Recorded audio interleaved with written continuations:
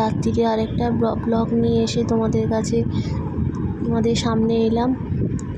তো দেখছো রাত্রিরে বেশি আমার কাজ থাকে না, অল্প স্বল্পই কাজ থাকে, তাও মানে অনেকগুলি কাজ থাকে, তাও বেশি ভারী কাজ থাকে না। যাই হোক, ওই আমাদের ডগির ভাতটা বার করে রাখলাম, এবার ভাতটা বসিয়ে দেবো।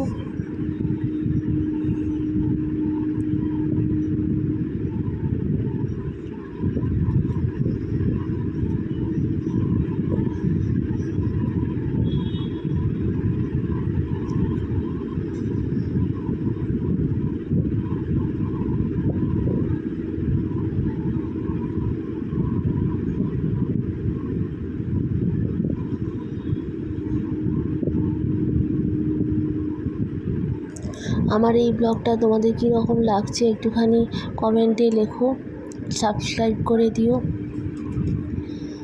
সকালের দিকে 2 প্যাকেট দুধ আনা হয়েছিল, সেগুলোকে আর গরম করা হয়নি, তো ডিপ ফ্রিজে রেখে দিয়েছিলাম। এবার আমাদের ডগি রাত্রিবেলা দুধ ভাত খায়, ওই জন্যে ফ্রিজ থেকে বার করে দুধের প্যাকেটগুলো বার করে গরম করে রাখি, মানে দুধটা গরম করে রাখবো, ওকে রাত্রিরে দুধ ভাত দেবো।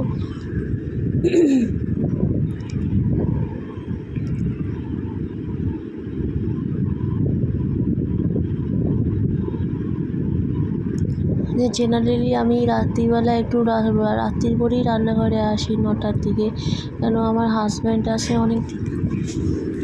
জেনারেলি আমি রাত্রিরে একটু রান্নাঘরে দেরি করেই আসি, কেননা আমার হাজব্যান্ড আসে রাত্রির করে 9টা, ও অফিস ছুটি হয় 9টার সময়। আমি এই জন্য একটু ভাত টাতগুলো দেরি করেই বসাই, কেন খেতে খেতে সেই 11:30টা বেজে যায়, ভাত ঠান্ডা হয়ে যাবে, ওই জন্য সব দেরি করেই বসাই।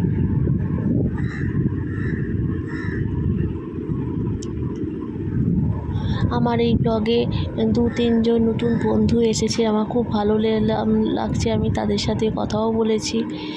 যাই হোক, আমার এই ব্লগটাকে একটু সাবস্ক্রাইব করে দিও, চ্যানেলটাকে লাইক কমেন্ট শেয়ার করে দিও।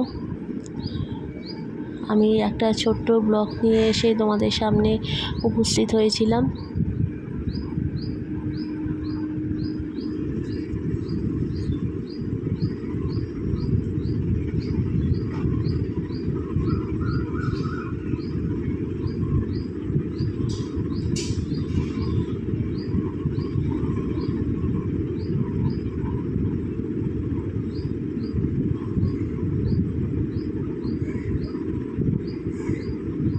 দেখো, চাল ধুয়ে দিয়ে দিলাম, জলের মধ্যে দিয়ে দিলাম। একদিকে দুধ বসিয়ে দিয়েছি।